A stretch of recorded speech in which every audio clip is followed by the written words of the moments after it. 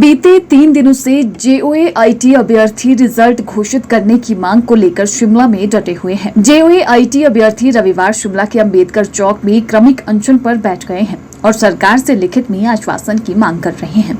हालांकि सरकार ने लंबित भर्तियों को लेकर कैबिनेट सब कमेटी बनाने का निर्णय लिया है, लेकिन अभ्यर्थियों को यह स्वीकार नहीं है।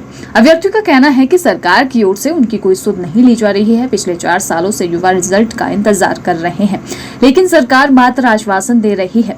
उन्होंने कहा कि क्रमिक अनशन जारी रहेगा और विधानसभा सत्र के दौरान अपनी मांगों को लेकर विधानसभा का घेराव किया जाएगा। वहीं उन्होंने सरकार को चेतावनी देते हुए कहा कि यदि सरकार रिजल्ट को लेकर कोई फैसला नहीं लेती तो इसका खामियाजा कांग्रेस सरकार को लोकसभा चुनावों में भुगतना पड़ेगा। हम यहाँ पे बैठे हुए, हमारे रिजल्ट पेंडिंग है पिछले 4 साल से। कमीशन इन्होंने बंद कर दिया।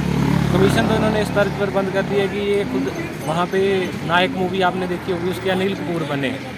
एक तरह से डिसीजन ले लिया, उस डिसीजन का इनको पीछे फैक्टर नहीं था पता कि क्या उसका आउटकम आएगा, तो बंद है कमीशन, वो बंद कर दिया। अब हमारे ना रिजल्ट आ रहे हैं, रिजल्ट पेंडिंग है। अब ये 3 दिन से बैठे हैं। यहाँ से 2 बार सीएम का काफिला जो क्रॉस हो चुका है, उन्होंने इतना जरूरी नहीं समझा कि मेरे प्रदेश का युवा यहाँ बैठा हुआ है। हम और कोई नहीं है, हम विपक्ष से नहीं है इनके से कि वो हमसे मिलने आए, हम उनके प्रदेश के युवा हैं। कुछ हमने उनकी पार्टी को जिताकर यहाँ तक भेजा, तो आज वो हमसे मिलना जरूरी नहीं समझते। वो यहाँ से 2 बार क्रॉस हो गए, वो यहाँ पे रुके तक नहीं।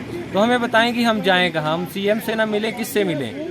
ये अगर ये चाहते हैं कि हम दिल्ली जाएंगे, क्योंकि अब हम प्लान बना रहे हैं कि इन्होंने भारत जोड़ो एक न्याय यात्रा निकाली है, तो हम यहाँ से भी एक भारत जोड़ो न्याय यात्रा निकालेंगे हमारे लिए।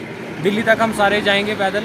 दिल्ली में राहुल गांधी या सोनिया गांधी या इनके जो अध्यक्ष हैं खड़गे जी, वहाँ तक जाएंगे। वहाँ तक हम अपना विरोध प्रदर्शन जाहिर करेंगे। यहाँ से हम भी अपनी एक न्याय यात्रा निकालेंगे, क्योंकि हमारे साथ भी तो न्याय होना चाहिए। ये देश के साथ न्याय चाहते हैं, तो हमारे साथ न्याय कौन करेगा? कहाँ इनकी गवर्नमेंट कांग्रेस की हिमाचल में है। हिमाचल में न्याय देना हमें पहले। उस यात्रा का तो कोई फ़ायदा नहीं है। मैं माननीय राहुल गांधी जी को भी ये बोलना चाहूँगा, उस यात्रा का कोई फ़ायदा नहीं है जो ये कर रहे हैं वहाँ से नॉर्थ ईस्ट से लेकर गुजरात तक। वो यहाँ आए, हमें नहीं न्याय दिलाएं पहले। इनके हाथ में बात है, लॉ का ओपिनियन आ चुका है कि आप 5 सीटें रिजर्व रखिए, 5 सीटें रिजर्व रख के आप बाकियों का रिजल्ट डिक्लेयर करिए। क्यों नहीं ये रिजल्ट डिक्लेयर कर पा रहे हैं? मुझे तो ये, अगर इन्होंने सब कमेटी बनानी थी तो ये 1.5 साल पहले बना लेते। 1.5 साल पहले से कहाँ सोई थी सरकार उस टाइम? आज ये कमेटी बना रहे हैं। पिछली कैबिनेट में इन्होंने क्यों कहा कि आप मंत्रियों को मनाओ? खुद आके इन्होंने स्टेटमेंट दी, आप मीडिया में देखेंगे, इन्होंने मीडिया में आकर स्टेटमेंट दी कि मैंने मंत्रियों से मिलने के लिए कहा, मनाने के लिए नहीं कहा। क्या रुख रहेगा? क्योंकि काफ़ी समय आप सेक्रेटरी भी आप जब यहाँ पे बैठ चुके हैं, काफिले भी यहाँ से निकल रहे हैं, तो अगला क्या रहेगा कि इस आंदोलन का रुख क्या रहेगा? कि अभी तो सिर्फ यहाँ पे बैठे हैं, तो अनशन पे भी आप जा सकते हैं? अनशन पे सर हम सोच रहे हैं कल से हम कंटिन्यू करेंगे अनशन के लिए। तो उसके लिए तो हमने, और नेक्स्ट हमारा ये स्टेप है कि 14 को विधानसभा का सेशन लगना है, तो उसमें भी हम सरकार का घेराव करेंगे, अपना विरोध प्रदर्शन दिखाएंगे सरकार को।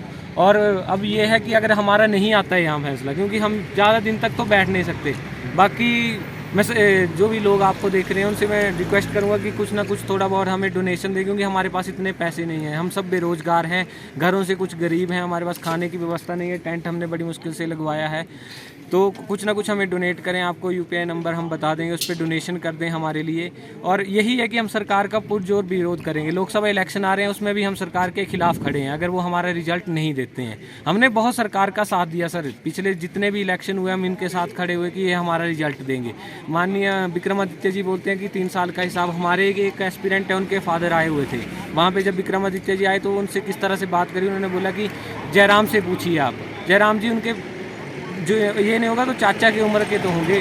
बदतमीज़ तरीके से उन्होंने बात करी कि हम बता भी नहीं सकते हैं। तो अगर हमने जयराम से ही पूछना तो हमने उनको क्यों बुलाया सरकार में? तो हम उनको लेकर आए कि वो हमारे मसले हल करेंगे।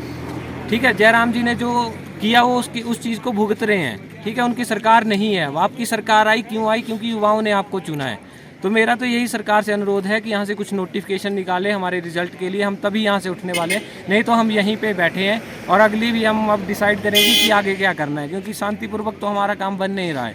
तो हम कहीं और अब अपना विरोध प्रदर्शन जहाँ पे दिखे लोगों को कि ये विरोध कर रहे हैं। ठीक है, इन्होंने हमें साइड में लोकेशन दे दी, हम आ गए चुपचाप इनके बोलने पर, क्योंकि हम नहीं चाहते हैं कि हम कुछ यहाँ, क्योंकि हमारा हिमाचल अच्छा रहना चाहिए, टूरिज्म का स्टेट है, यहाँ पे टूरिस्ट आते हैं, उनको नहीं ऐसी इमेज जानी चाहिए गंदी की वहाँ धरने प्रदर्शन होते हैं शिमला में।